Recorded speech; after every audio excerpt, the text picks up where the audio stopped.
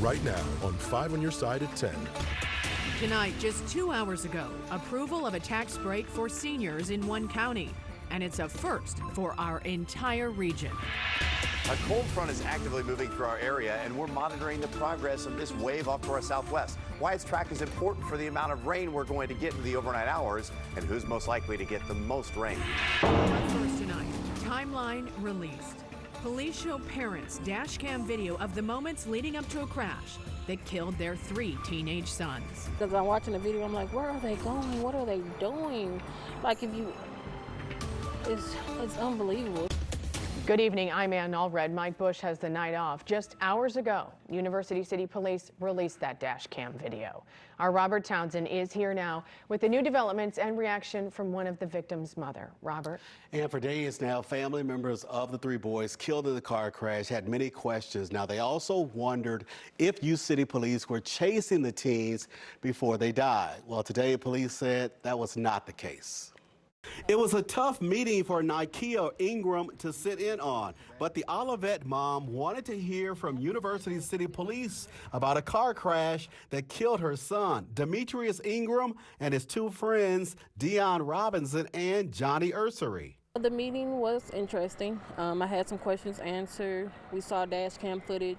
Ingram says last Wednesday morning, Demetrius climbed out of his bedroom window, turned off their home security camera, and left their home with his 2 buddies. So my understanding is they were all joyriding. Ingram says minutes after the boys left, dash cam video taken from a University City police officer's car and surveillance footage caught her son and his friends on camera. The boys were in Dion Robinson's mother's white Hyundai. Investigators say around 2:30 a.m., the U City officer saw the car traveling 92 miles an hour south on McKnight Road. Because as I'm watching the video, I'm like, where are they going? What are they doing? Like, it's unbelievable. Police say the officer turned on his lights, pulled off a side street, and followed the car. Investigators say the headlights suddenly went off and the car was barely visible in the dark. The video shows minutes later the officer slowed down and deactivated his lights after he spotted the car near 81st and Groby. There was not a pursuit. The boys were speeding. The police weren't even able to catch up to them, pretty much.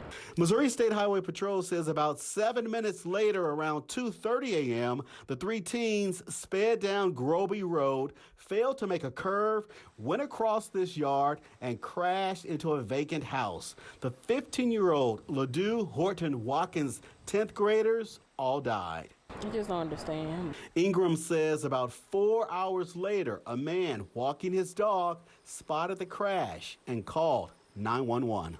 A lot of kids feel like they're snitching, when they hear stuff like this or things like that, but it's not snitching if you can save a life. The University City Police Department also extended its condolences to the families and friends of those 3 teens. Thank you, Robert. Spotty showers and storms are moving through the St. Louis region tonight. It's bringing in some cooler weather. Meteorologist Gary Frank is in for Scott Connell and joins us with the Weather First forecast. Gary. Yeah, good evening, Ann, and good evening to you. You know, it's just a nice, gentle rain, though, and it's quieting things down just a little bit as we look at the airport. There's some light rain, but no thunder, not much wind, and it's just a gentle cold front that's settling things in. We talked about this at 5 and 6 as some of this rain has finally started to settle in, and while it is falling apart to some degree, we are seeing some decent rain that's covering the pavement, and it doesn't matter where I look here. This view in Troy, this view of the city, or a little further to the north, for the most part, look at this. This is all just, even if I queue up one of these spots, this rain, it's not all that impressive. 0.06 of an inch per hour rainfall rates. This is the most gentle rain we could ask for. And what we're experiencing over the next 45 minutes is that rain continues to move south with that front. I still think it's going to be around as we look downtown. No rain on this camera, but temperatures are noticeably cooler in the upper 60s. Wind calm in the next 24 hours. Showers will continue for some of us overnight as cooler air settles in with quick clearing by late morning. I don't want to say that 3 times in a row anymore as we fall only in the low to mid 60s. We'll track temperatures back in the 40s and 50s and if we have any more rain in the extended forecast. Some good news for St. Charles County seniors. About 2 hours ago, the County Council unanimously approved a property tax freeze made possible by a new state law giving counties that option. 5 on your side's Laura Barczewski sat down with the county executive tonight. Laura. And this property tax freeze would actually start next year and apply to St. Charles County residents who are 62 years old and older. Now, the St. Charles County executive, Steve Ellman, says there has been some pushback from school superintendents who are concerned about future revenue. It would be all property taxes, not only the county property tax, which is very, very small, but also the schools, the fire districts, the ambulance districts, the library, several others. But it would affect all taxes. Ellman says this is necessary for seniors who are on fixed incomes who've been heavily impacted by inflation. In St. Charles County, personal property tax went up by 30% on average. He says he's confident in St. Charles County will continue to grow at a rate that will provide enough revenue. A resident who spoke at the meeting says he supports it, but thinks there needs to be some changes. You're going to hold us down to a tax rate that is reflective of this higher valuation that was created by the pandemic. I suppose it will serve to offset some of the expense associated with losing tax revenue. Nobody in opposition spoke at the meeting tonight, and Ellman says some changes can be made in the future and is actually hoping the legislature can clarify a few things in this bill. Reporting live in St. Charles, Laura Barczewski, 5 on your side. Tonight, a bill was introduced at the Jefferson County Council meeting that would grant property tax relief for seniors. Tomorrow night, the St. Louis County Council will look to advance a similar bill. It was reintroduced last month after the council rejected the measure in July over concerns of lost revenue for vital government services. Tonight, Washington University says its doctors will no longer prescribe puberty blockers or hormones to transgender minors. Patients who are currently receiving care through the Transgender Center at St. Louis Children's Hospital will be referred to other providers.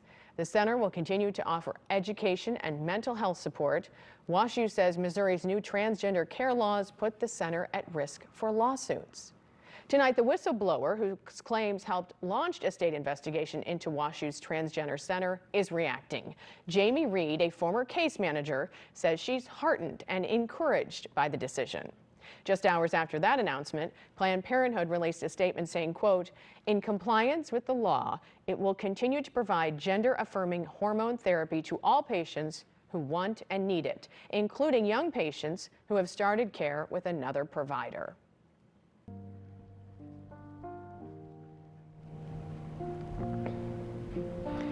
Tonight, a day of remembrance comes to a close. 2 beams of light are shining from the World Trade Center site in New York City into the heavens on this 22nd anniversary of the September 11th attacks. Nearly 3,000 Americans died that fateful morning after terrorists hijacked 4 airliners to take down the Twin Towers. 2 other planes crashed at the Pentagon and in Pennsylvania.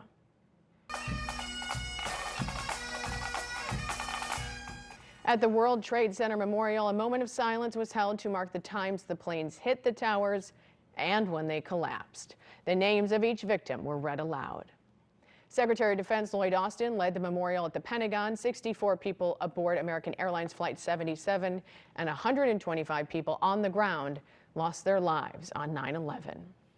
And a ceremony was also held at the Flight 93 Memorial in Shanksville, Pennsylvania. The plane crashed in a farm field after passengers thwarted the hijackers' plans to crash it into the U.S. Capitol. Today, President Biden delivered remarks at a military base in Anchorage, Alaska. That's the first time a sitting U.S. president has not visited one of the attack sites on the anniversary. My fellow Americans, September 11th, 2001 tested our strength, our resolve, and our courage. But we'll never forget that when faced with evil and an enemy who sought to tear us apart, we endured. St. Louisans also paused to remember today. Ceremonies were held on both sides of the river from Scott Air Force Base to O'Fallon, Missouri. Hundreds commemorated the day with a 21-mile march to the Arch. It was also a day of service at Enterprise Center, where hundreds of volunteers assembled meals from 350,000 pounds of food for the St. Louis Area Food Bank. Tonight, the FDA is giving the green light to updated COVID boosters. Both Pfizer and Moderna have a new formula designed to target the XBB.1.5 subvariant of Omicron. The FDA says anyone 5 or older can receive it regardless if they've been vaccinated before. The shot should be made available later this week once the CDC signs off. Health officials are also suggesting you get your flu shot. But wouldn't it be easier if you could just get both with just one jab? Tonight, our Verify team is looking into that possibility. Here's Annie Yu. We verified by checking with these sources. In June, an FDA panel recommended drug makers create an updated COVID-19 vaccine, one that only targeted the Omicron XBB subvariant. Moderna and Pfizer both submitted applications, and neither mentioned including protection against the flu. Also in June, the CDC announced the formula for this season's flu shot, which advisors recommended.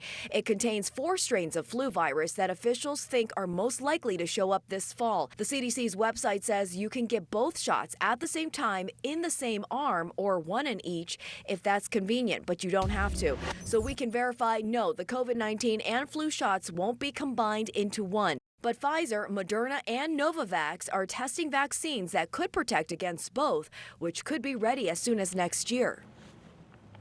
What would you like for us to verify? Send an email. The email address, verify@ksdk.com.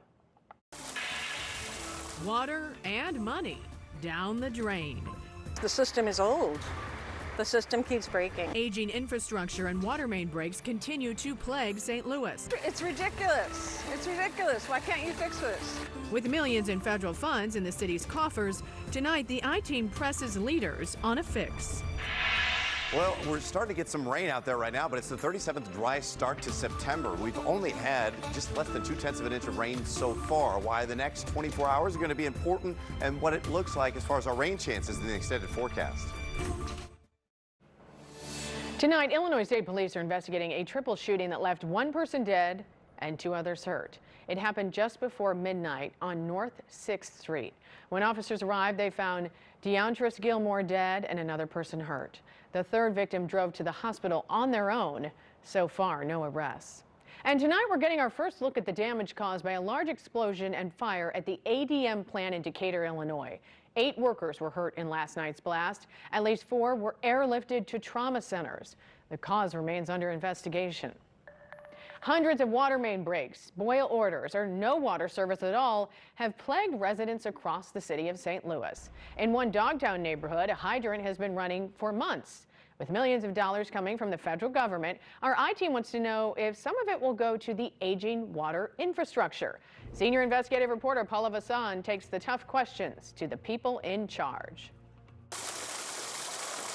She's lived here for 34 years.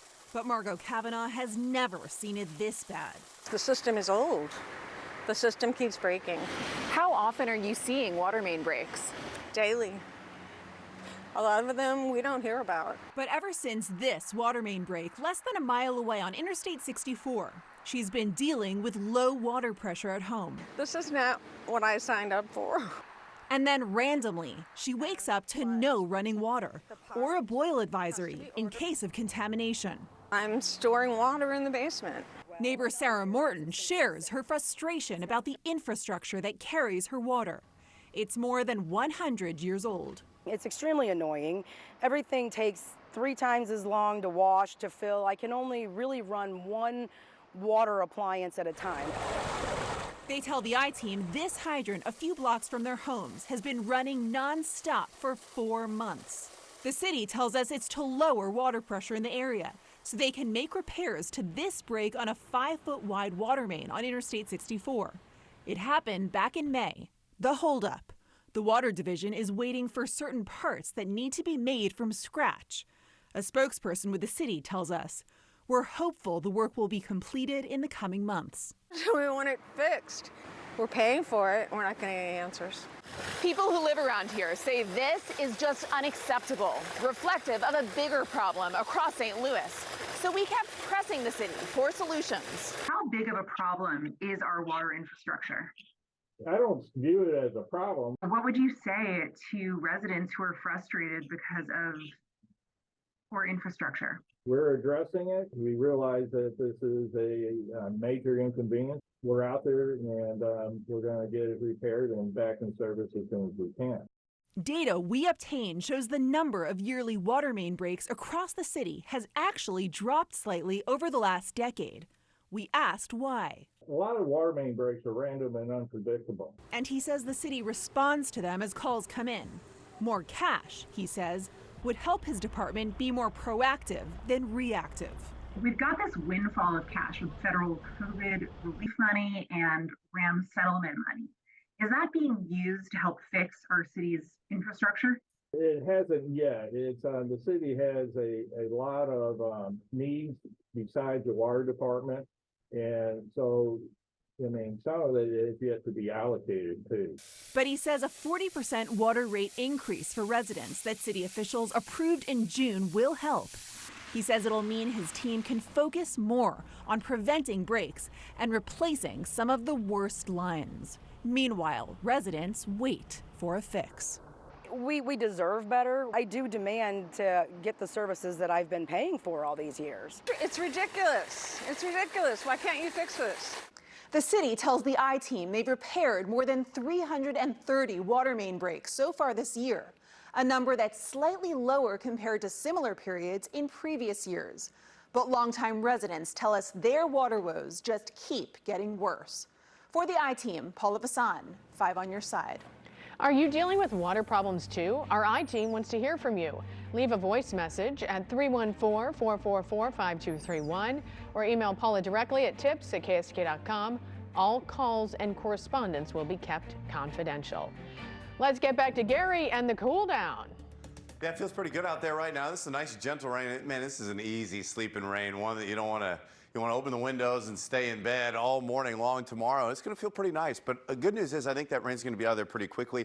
Moscow Mills, you can see a little bit more rain and some of that fog kind of developing. And they've got the hay covered up here on the tarp. And, you know, we're seeing some light rain. Temperatures back into the upper 60s. You'll see that northerly breeze. Mid-60s otherwise, 70 in Farmington. That front has gradually moved through. We talked about where the main heavy rain remains to the south. You can see this whole mass is slowly working its way toward us. And we've been kind of in this strip where, like I mentioned, it's not raining all that hard here in the city. Right along, I would say, right along 70 and 44 all the way. That's where the heaviest rain is right now. And we're going to continue to see this band of rain that settles in. Not everybody getting rain or heavy rain here at this moment, but I think here over the next couple of hours, we'll still see pockets of that rain along that front as it continues to move through our area. So it's, you know, it's not all that much, but showers are going to be around pretty much the rest of the night with a northeast breeze at 5 miles an hour. Temps in the mid 60s. It's nice and cool, but we're going to see even cooler mornings ahead. And we really haven't changed our temperatures all that much. Looking at some of the observed rainfall, it is far from impressive, and I don't think that we're going to see much more than this, but we've got about 100 of an inch so far in St. Louis and, you know, even to the north. We'll see this spread further south, and as that front moves through, we talked about it being the 37th driest start to September. We've only seen 1,600 of an inch so far. I'd be really surprised if we double that overnight. It's just going to be kind of a gentle rain. I think I could see us getting a 1/10 of an inch, but once again, we're going to remain pretty dry after this. And if you're wondering about your Tuesday plans or your rush hour, I don't see that there's going to be too many issues for Paul to track for you traffic-wise because we have most of this rain that moves to the south, even by 3:30. I do think as we look to the south, we may have some heavier rain as part of that main part of that system glances us to the south. There may be a few rumbles of thunder. Otherwise, it's going to be a quiet, gentle rain. And high temperatures tomorrow back in the mid-70s. We're going to have pretty quick clearing, very nice. And that's where we start to really get into the cool weather here over the next few days. Because overnight lows Wednesday, this is where you have to get out that other layer of the wardrobe. We're talking mid-40s, low 40s in some cases, even in the city right around 50 degrees. And for the next few days, you're not going to see much of a change. I do think we warm up on the tail end of things, but other than a few of those showers that'll amount to about a 1/10 of an inch or less in many cases, we're in the 40s and 50s even in the city. It's much cooler, upper 70s, back in the 80s with another chance for rain Sunday, and that's where we start to see those numbers back in the 80s. Otherwise, it's going to be quiet and comfortable with temps staying cool each morning. People are loving it. Gary, thank you.